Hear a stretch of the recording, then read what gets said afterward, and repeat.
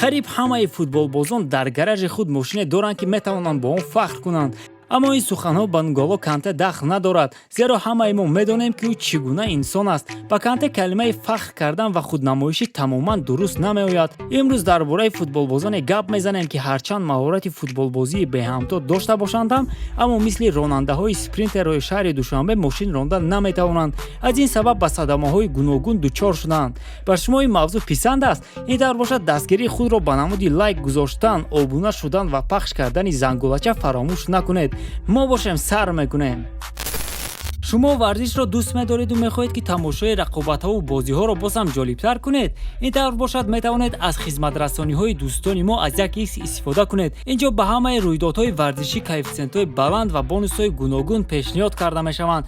агар шумо то ҳол регистратсия накарда бошед, пас баръакс ба шумо хушхабар дорам. ҳангоми регистратсия агар дар ҷои промокод калимаи ташрифутро истифода кунед, пас ба шумо то 1140 сомонӣ бонус медиҳанд. имкониятро аз даст надиҳед. ссилкаи бозӣ дар комментария. шурӯъ мекунем аз Диего Армандо Марадона ки на танҳо худро шоҳи футбол, инчунин шоҳи ронандаҳо меҳисобид. соли 2011 ӯ ҳангоми рондани мошин дар Куба ба садама дучор шуд. ӯ хост ки чусту чолокии худро дар роҳ низ нишон диҳад ва аз байни мошинҳои дигар бо суръати баланд мегузашт. аммо дриблинги ӯ бо мошин ва дриблингаш дар майдон тамоман чизҳои гуногун буданд. ӯ ба автобуси сайёҳон бархӯрд. чӣ тавре ки маълум шуд, Диего зери таъсири нашъа мошин мерондааст. дар ҳол пас аз садама ӯро ба беморхона бурданд. хушбахтона дар ин ҳодиса ҳеҷ кас зарар надид. рости бе дар назардошти обрӯи футболбоз. Карим Бензема пас аз рафтани Роналду маҳз ҳамин футболбоз лидери Реал шуд. рости гуфтан дуруст нест ки ӯ 100% ҷои Криштиануро гирифт, зеро Карим на танҳо аз рӯи маҳорат, инчунин аз рӯи худидоракунӣ ҳам ба Роналду баробар шуда наметавонад. соли 2009 футболбоз ба Реал омад ва дар аввалин Эл Классикои худ мағлуб шуд. футболбоз натавонист дар он бозӣ гол занад ва сараш вайрон шуд.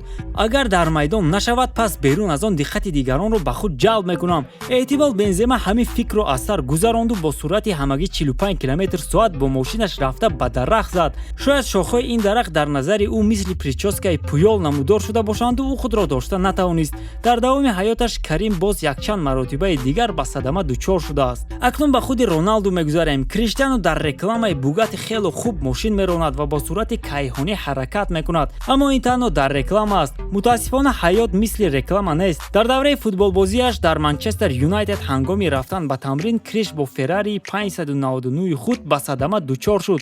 Роналду мошини худро бо суръати 325 км/соат меронд. мошин бо як бараш ба девор бархӯрд ва баъдан ба девори дигар зад. як чархи пеш тамоман канда шуд ва аз мошин 180 метр дур рафт. полис ба ҷои ҳодиса омад ва дарвозабон Эдин Ван дер Сар ки аз қафои Криштиану меронд, ӯро ба беморхона не, балки ба тамрин бурд. ман аз қафои Роналду будам ва аз садамаи ӯ шок шудам. ба мошин нигоҳ кардан намешуд, аммо ҳайронам ки чӣ тавр ӯ 100% солим аз мошин фаромад, мегӯяд Ван дер Сар. боз як тасдиқи он ки Криштиануро беҳуда терминатор наменоманд. футболбозони дигари МЮ ҳам аз Роналду қафо намонданд. Уэйн Руни ва Рио Фердинанд бо амри тақдир пас аз садамаи ҷиддӣ ҷароҳатҳои вазнин набардоштанд. Рейнҷ Ровери Фердинанд мисли бозича дар роҳ чаппаву роста шуда буд.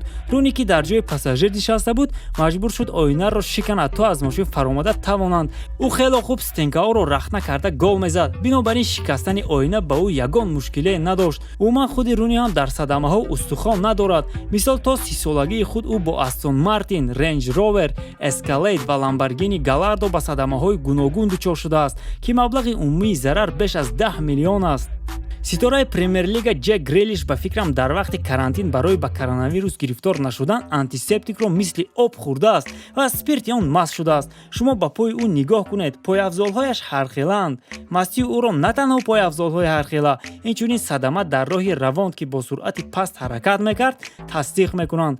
чӣ тавр ҳамин хел осон ба садама дучор шудан мумкин аста? ба фикрам антисептик 99% спирт дошт. агар ба маст будани Ҷек Грилиш боварӣ надошта бошед, пас алкашии Артуро Видалро ҳамдастаи пешинаи ӯ дар Ювентус Ҷорҷо Киелини тасдиқ кардааст. ин нафар алкоголро мисли об истеъмол мекард, мегӯяд Киелини. дар чунин ҳолатҳо ба сари чамбарак нишастан умуман манъ аст ва инро Видал бори дигар дар мисоли худ ба мо нишон дод. ӯ ҳамроҳи занаш бо Феррарии зебои худ ба садамаи ҷиддӣ дучор шуд. мошини нимҳимоятгар аввал ба девор бархӯрда, боз ду мошин дигарро зад ва ба канори роҳ парид. барои ин амалаш Видал ҳатто ба муддати кӯтоҳ паси панҷара нишаст ва дар охир боз як садамаи даҳшатноки дигар ки ба нафарони асаби харобдошта тамошо кардан мумкин аст, зеро футболбоз зинда монд. Андрей Ешенко ки он вақт футболбози дастаи Кубань буд, Ниссани GT-R худро бо суръати 170 км/соат меронд ки ба сутуни канори роҳ бархӯрд. Вақти футболбоз хандид, зеро ба суръатҳои мошин пас аз садама нигоҳ карда бовар кардан душвор аст ки бо ронанда ҳеҷ чиз рух надодааст ва ӯ танҳо каме тарсидааст.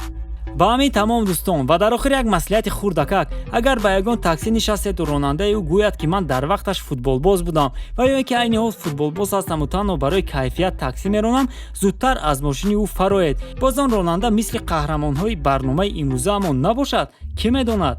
албатта намехоҳам ки бо шумо чунин ҳодисаҳо рух диҳанд ва дар охир ба шумо тансиативу хонаободӣ таманно дорам. бигзор ҳамеша дар паноҳи Аллоҳ бошед то барномаҳои оянда.